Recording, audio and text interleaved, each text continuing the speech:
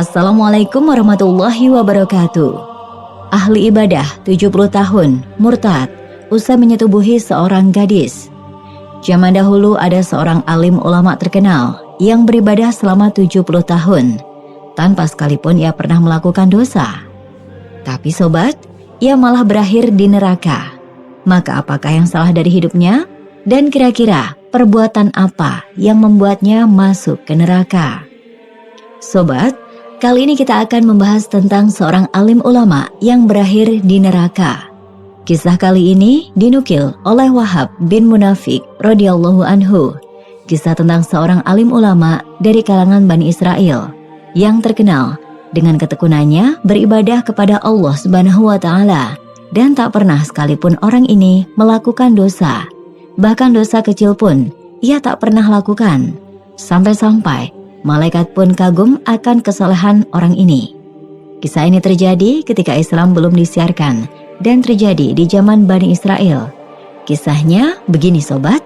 Ada seorang ahli ibadah terkenal di kalangan Bani Israel. Pria ini hidupnya hanya fokus untuk beribadah kepada Allah Subhanahu wa Ta'ala saja. Dan terkenal saat itu, pria inilah orang yang paling soleh di negeri itu. Selama ini ia tinggal dan menetap di kuilnya. Dan selama itu pula, ia selalu sembahyang dan mengingat Allah SWT di kuil tersebut. Kuilnya ini memiliki 2 lantai. Lantai pertama ia jadikan sebagai tempat tinggalnya, sedangkan lantai kedua menjadi tempat peribadatannya. Karena orang-orang saat itu melihat kesolehan pria ini, sampai-sampai banyak orang bilang, ini orang pasti akan masuk surga. Tapi sobat, iblis dan setan tidak akan pernah rela jika hal itu terjadi. Iblis senantiasa akan menggiring anak cucu Adam ke neraka bersamanya. Jangankan orang yang tingkat keimanan yang biasa saja, bahkan seorang alim pun tak luput dari godaan makhluk terkutuk ini. Dan di kisah kali ini, selama 70 tahun lamanya, iblis dan setan selalu gagal untuk menggoda pria alim ini supaya terjerumus dalam kemaksiatan. Namun iblis tidak pernah patah semangat. Ia akan selalu menggoda anak cucu Adam, selangkah demi selangkah. Sobat, pada suatu hari ada 3 orang pemuda yang datang kepada pria alim ini. 3 orang pemuda ini, mereka adalah saudara sekandung. Nah, mereka ini mau menitipkan adik perempuannya yang bungsu kepada pria paling alim di kota itu. Karena ketiga pemuda ini mau pergi berperang beberapa waktu untuk membela kerajaannya. Dan pada saat itu, mereka datang kepada pria alim ini dengan membawa serta adik perempuannya. Namun awalnya, pria alim ini sempat menolak karena ia takut akan timbul fitnah di masyarakat. Tapi mereka terus mendesaknya, karena mereka yakin jika adik perempuannya dititipkan kepada pria alim ini, pastilah tidak akan kenapa-napa. Karena ia terkenal soleh di antara orang-orang soleh lain di kota ini. Akhirnya, karena mereka terus mendesak, si pria alim pun mau untuk dititipkan adik perempuannya itu. Tapi dengan beberapa syarat. Ia ingin adik perempuannya itu tinggal di lantai pertama kuilnya dan tidak boleh keluar sama sekali. Jadi artinya si pria alim ini tinggal di lantai 2 dan gadis ini tinggal di lantai 1, biar tidak timbul fitnah di masyarakat. Akhirnya ketiga pemuda itu menitipkan sejumlah uang untuk biaya makan adiknya selama ia titipkan. Kemudian mereka bertiga pun pergi untuk berperang. Sobat, setiap hari pria alim ini ke pasar untuk membeli makan. Kemudian ia letakkan makanan itu di depan pintu gadis itu. Lalu ia ketuk pintu itu dan pria alim ini pergi sebelum gadis itu membuka pintunya. Kemudian setelah pria alim ini pergi, barulah ia buka pintu dan ambil makanan itu. Hal ini terjadi setiap hari selama berbulan-bulan. Pria alim ini sengaja lakukan ini untuk tidak melakukan kontak kepada gadis ini, supaya ia tidak terjerat nafsu. Selama berbulan-bulan ia lakukan seperti ini, hingga suatu hari setan datang dan berbisik kepadanya. Tak eloklah jika engkau hanya mengetuk pintu tanpa mengucapkan salam. Bukankah kita dianjurkan untuk mengucapkan salam kepada sesama manusia? Akhirnya keesokan harinya, ketika ia sedang membawa makanan, ia ketuk pintu itu dan ia ucapkan salam. Kemudian, ia langsung pergi tanpa menunggu balasan salam tersebut dari sang gadis. Ya, tentu saja Ini ia lakukan karena ia takut terjerat nafsu jika mendengar suara wanita. Karena selama ini pun ia selalu menjaga pandangan dan telinganya dari wanita. Dan ketika itu, setan datang lagi kepada pria alim ini, kemudian berbisik, "Seharusnya kau tunggu gadis itu ucapkan salam. Siapa tahu selama ini ia tidak ada di dalam, dan siapa tahu ia kabur entah kemana." Akhirnya pria alim ini pun berpikir, ternyata ada benarnya juga. Siapa tahu makanan yang selama ini ia kasih tidak sampai ke gadis itu. Dan ia melalaikan amanah dari kakak-kakaknya untuk selalu memberi adiknya ini makan setiap hari. Kemudian keesokan harinya, pria ini membawakan makanan. Lalu ia ketuk pintu itu dan ucapkan salam. Dan ia menunggu di depan pintu hingga gadis itu ucapkan salam juga. Lalu ketika terdengar suara ucapan salam dari gadis itu, pria ini pun pergi. Sobat, keesokan harinya lagi, setan datang lagi berusaha menggoda dan berbisik, "Wahai pria alim, coba engkau tunggu sampai gadis itu membukakan pintunya, supaya kau bisa lihat dia. Siapa tahu selama ini gadis itu sakit di dalam sana, karena kau tidak bisa tahu dia sakit atau tidak kalau hanya mendengar suaranya saja. Dan tenang saja, kau tidak akan terjerat nafsu. Ibadahmu kan sangat kuat." Akhirnya setelah mendapat bisikan dari setan, pria alim ini pun berpikir, "Iya juga ya, bisa saja gadis ini sedang sakit di dalam sana dan ia sungkan untuk memberitahuku. Mungkin benar, aku harus melihatnya." Singkat cerita, keesokan harinya sama seperti biasanya, pria alim ini mengantarkan makanan. Namun kali ini, ia tunggu sampai si gadis membukakan pintu. Setelah pintu itu dibuka, dan untuk pertama kalinya, pria alim ini melihat gadis ini. Ia pun melihat rupanya gadis ini sehat-sehat saja, tak seperti apa yang ia khawatirkan. Lalu setelah pria alim ini melihat, ia pun pergi tanpa berkata sepatah kata pun kepada gadis ini. Nah, di sini sobat, setan selangkah demi selangkah menggoda pria alim ini. Setan datang lagi dan berbisik, "Kau jangan hanya melihatnya saja. Bertanyalah kepada gadis itu. Siapa tahu dia butuh sesuatu dan segan untuk menyampaikannya padamu."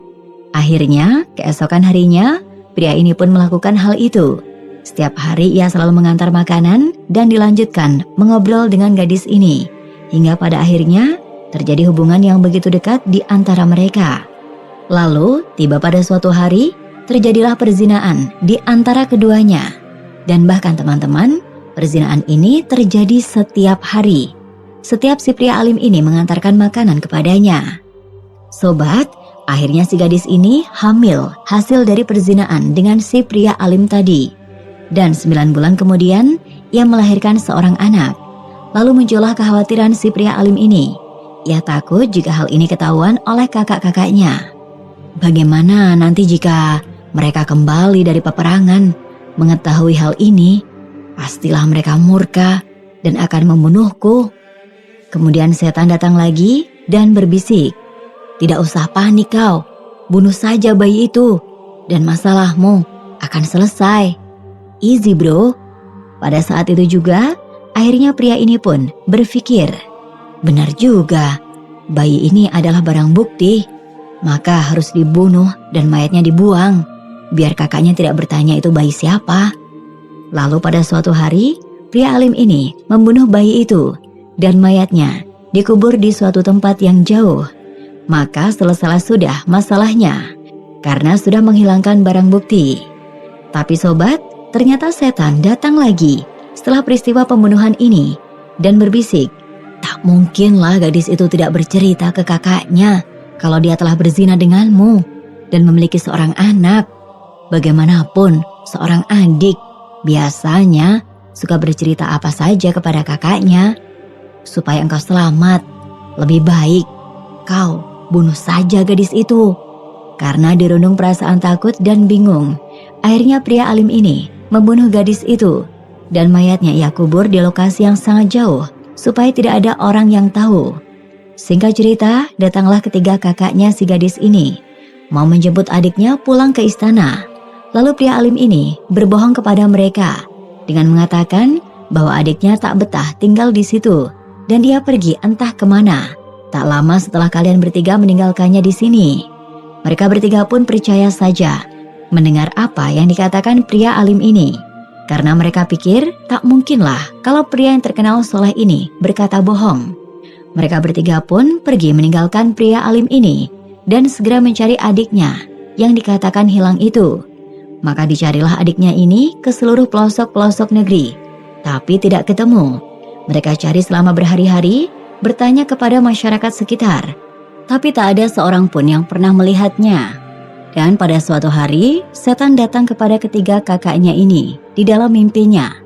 Di mimpi itu, setan memberitahu bahwasanya adiknya telah dibunuh oleh pria alim itu. Nah, ketiga orang ini bermimpi hal yang sama. Dalam malam itu, mereka bertiga saling menceritakan mimpinya masing-masing. Ternyata ketiganya bermimpi hal yang sama.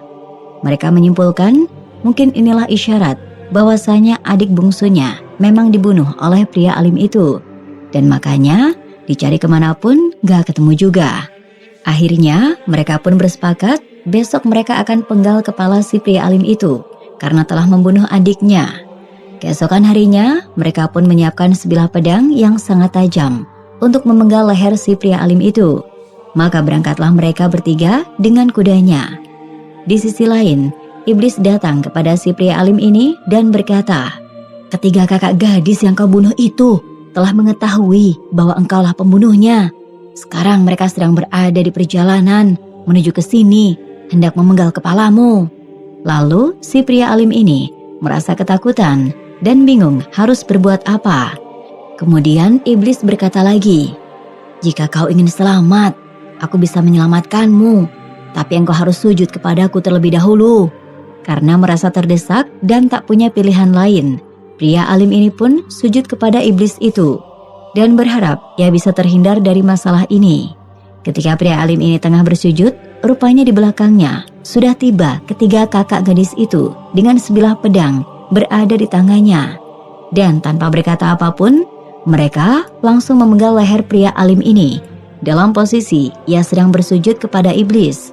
Akhirnya, pria yang terkenal alim ini mati dalam kemusyrikan. Sia-sialah ia beribadah selama 70 tahun. Namun di akhir hidupnya, ia harus mempersekutukan Allah Subhanahu wa Ta'ala.